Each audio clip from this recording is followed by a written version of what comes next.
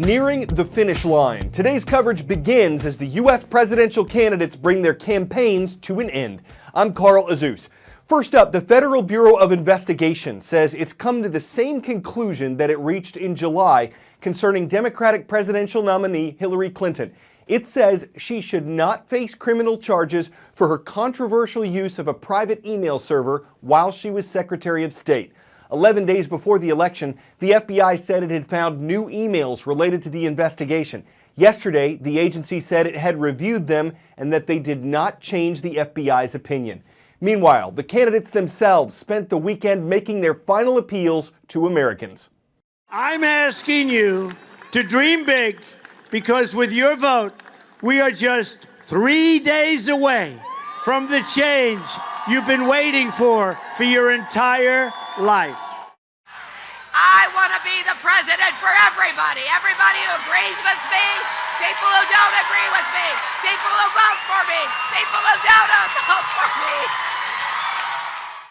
Tomorrow, it's American voters who will do the talking. You can watch all the U.S. Election Day action live on CNN. Concerning CNN's Electoral College map, there's been a significant shift since Friday's show. We made some pretty significant changes to our electoral map, all in Donald Trump's favor. This is our old map. It had 6 battleground states. This is our new map, 5 remaining battleground states. Here's what we changed. New Hampshire went from lean Democrat to a battleground state. Ohio went from battleground to lean Republican, really significant there. Utah, battleground to lean Republican. And the 2nd congressional district in Maine, they award their electoral votes by congressional district, went from battleground to lean Republican. So that gives us Donald Trump at 204, Hillary Clinton at 268, falling below that 270 mark. How does she do it now? What is Hillary Clinton's path? She still needs to defend this blue wall of Wisconsin, Michigan, Pennsylvania, where Donald Trump is going to be campaigning through the weekend. She did get some late news out of Michigan, a brand new poll there, 42% to 38% in this Detroit Free Press poll, 4-point edge, a state that the Democrats would really like to be farther ahead than that. It gives them a little bit of concern, but that's a significant enough edge to say that Hillary Clinton is holding her blue line. So where does she go to find the 2 electoral votes that she needs? Any of the battleground states. The smallest one, 4 electoral votes, New Hampshire, gets her over the line to 272. How about Donald Trump's path? Again, this is our new battleground map. How does he get there? Donald Trump has to sweep the map.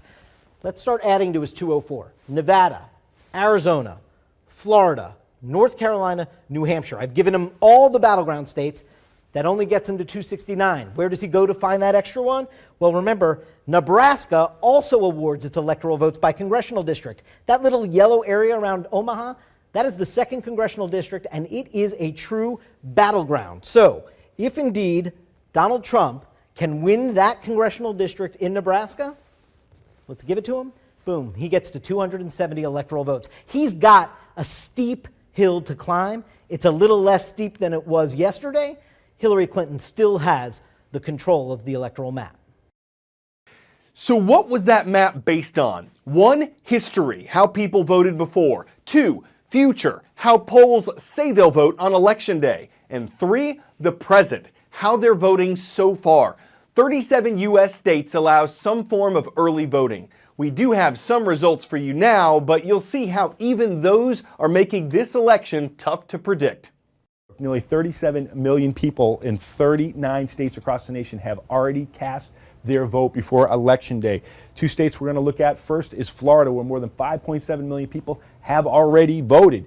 And if we look into the numbers, Democrats hold an advantage of about 7,000 ballots returned over Republicans. About 2 days ago, Republicans had a 16,000 ballot advantage over Democrats. But not all good news for Democrats when you look at what happened in 2008 when Democrats had 146,000 returned ballot advantage at this same point in the campaign.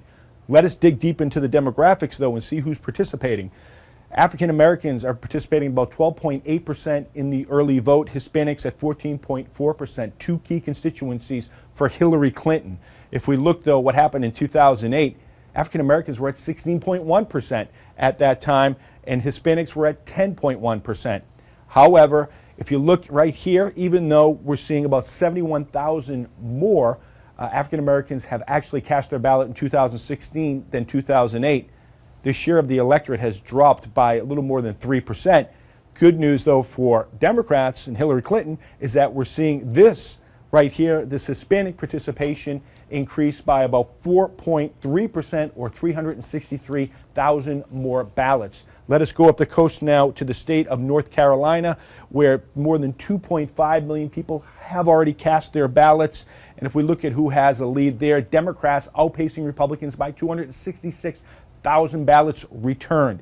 If we dig a little bit deeper and look at what happened in 2012, they're about on pace right now, Democrats are, about 14,000 more ballots returned, even as we're seeing the overall participation of Democrats in early voting has dropped. Let us dig into the demographics of who's participating.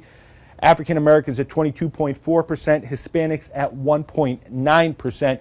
We compare that now to 2012, and this is a troubling sign now for Hillary Clinton. This is why we're seeing all the get out the vote efforts from Democrats in the state of North Carolina. As you can see, this drop off here, it equates to about 31,000 less or fewer votes in 2016 than we've seen in 2012.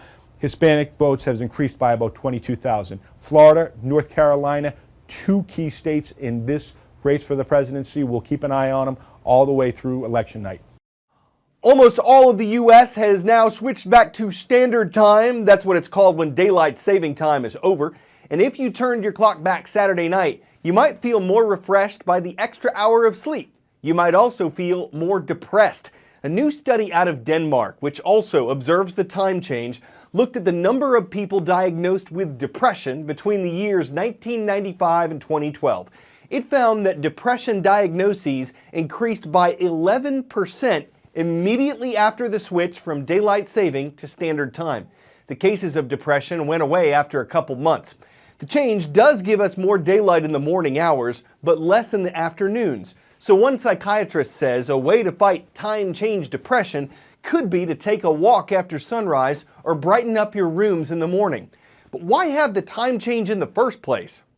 So why don't we change the clocks ahead 1 hour in the spring and back 1 hour in the fall? Well, it's actually to reduce the electricity consumption by extending the daylight hours. In the U.S., we change our clocks at 2 a.m. on the second Sunday in March. That begins daylight saving time. That's when we spring ahead. On the first Sunday in November, we change our clocks at 2 a.m. again. That's actually just going back to standard time. Believe it or not, this started with an idea from Benjamin Franklin. Franklin did write an essay suggesting that people could use less candles if they got up early and made better use of daylight. In 1918, the Standard Time Act established time zones and daylight saving time, but not all states participate. To this day, most of Arizona and all of Hawaii do not change their clocks. Over 70 countries across the world observe daylight saving time, with notable exceptions of China and Japan. In 2007, we actually changed the date of when we set our clocks back an hour to the first week in November. This helped protect trick-or-treaters by giving them an extra hour of daylight. One of the other lines of thinking was that we would have a better voter turnout on election years. Experts say each time you change your clocks, it's always a good idea to change those batteries in your smoke detector, and always look forward to fall when you get that extra hour of sleep.